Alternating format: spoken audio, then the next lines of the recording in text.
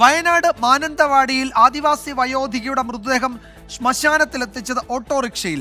Ambulance ആവശ്യപ്പെട്ടിട്ടും വിട്ടു നൽകിയില്ല.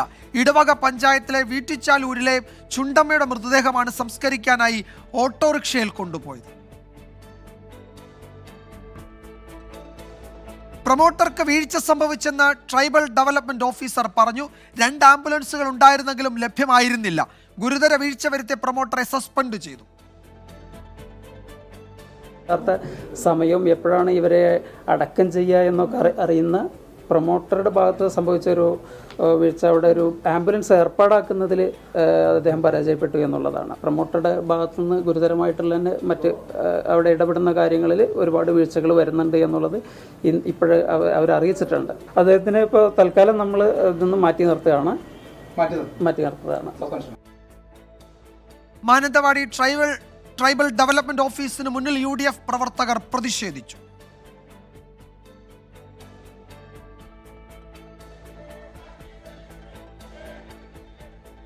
രാഹുൽ സുരേഷ് വിവരങ്ങൾ നൽകും വയനാട്ടിൽ നിന്ന്. രാഹുൽ, ഇതിൽ 2 ആംബുലൻസുകൾ അവിടെ ഉണ്ടായിരുന്നു. അതിൽ ആ സമയത്ത് ഒരെണ്ണവും ലഭ്യമായിരുന്നില്ല എന്നാണ് ഇപ്പോൾ ഔദ്യോഗികമായി അറിയിക്കുന്നത്.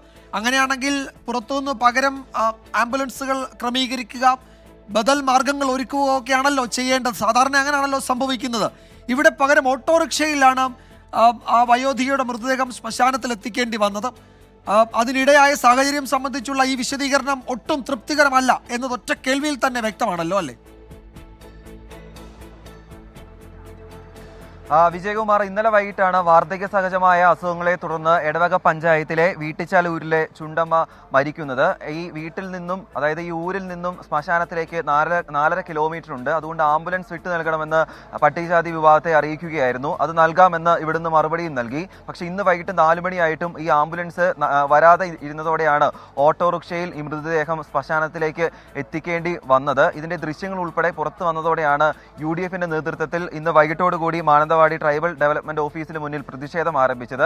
2 മണിക്കൂറോളം UDFന്റെ നേതൃത്വത്തിൽ പ്രതിഷേധം അരങ്ങേറി. ഇതിനൊടുവിലാണ് ട്രൈബൽ ഡെവലപ്മെന്റ് ഓഫീസറുമായി ചർച്ച നടത്തുകയും ഇതിൽ വീഴ്ച സംഭവിച്ചവർക്കെതിരെ നടപടി ഉണ്ടാവുകയും ചെയ്തിട്ടുള്ളത്. സംഭവവുമായി ബന്ധപ്പെട്ട് വീഴ്ച സംഭവിച്ച പ്രൊമോട്ടറെ സസ്പെൻഡ് ചെയ്തു എന്നാണ് ട്രൈബൽ ഓഫീസർ അറിയിക്കുന്നത്. ട്രൈബൽ ഓഫീസർ പറയുന്ന പ്രധാനപ്പെട്ട കാര്യം 2 ആംബുലൻസുകളാണ് അവർക്കുള്ളത്. അതിലൊരെണ്ണം ഇന്നലെ കാട്ടാന ആക്രമണവുമായി ബന്ധപ്പെട്ട് രോഗിയെ കൊണ്ട് കോഴിക്കോടേക്ക് പോയിരുന്നു. മറ്റൊന്ന് മറ്റ് ആവശ്യങ്ങൾ ഉള്ളതിനാൽ ലഭ്യമാക്കുകയും ചെയ്തിരുന്നില്ല. ഇത്തരം സംഭവങ്ങൾ ഉണ്ടാകുമ്പോൾ സ്വകാര്യ ആംബുലൻസുകൾ വിളിക്കുകയും അതിന്റെ പണം ഈ ട്രൈബൽ വകുപ്പ് നൽകുകയുമാണ് ചെയ്യുന്നത്. പക്ഷേ അത്തരത്തിൽ വീഴ്ച സംഭവിച്ചു എന്നാണ് പ്രാഥമികമായ അന്വേഷണത്തിൽ കണ്ടെത്തിയിട്ടുള്ളത്.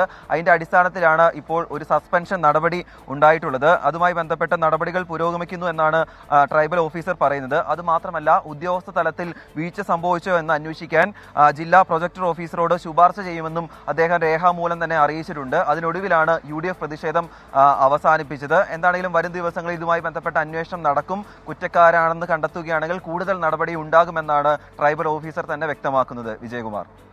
യെസ്, രാവിലെയാണ് ഒരു ആദിവാസി യുവാവിനെ വാഹനത്തിൽ കെട്ടിവലിച്ചുകൊണ്ടുപോയ സംഭവം റിപ്പോർട്ട് ചെയ്തത്. ആ പ്രതികളെ ഇതുവരെ പിടികൂടിയിട്ടില്ല. വാഹനം കസ്റ്റഡിയിൽ എടുത്തത് മാത്രമേ ഉള്ളൂ.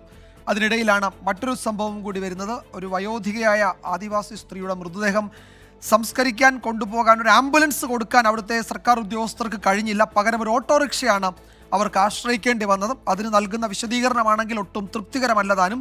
ആദിവാസി ട്രൈബൽ പ്രൊമോട്ടറെ സസ്പെൻഡ് ചെയ്തിട്ടുണ്ട്. അത് മതിയോ? കൂടുതൽ അന്വേഷണവും പരിശോധനയും വേണ്ടേ എന്ന ചോദ്യമൊക്കെ അവിടെ ഉയരുന്നുണ്ട്. രാഹുൽ സുരേഷാണ് വിവരങ്ങൾ നൽകി.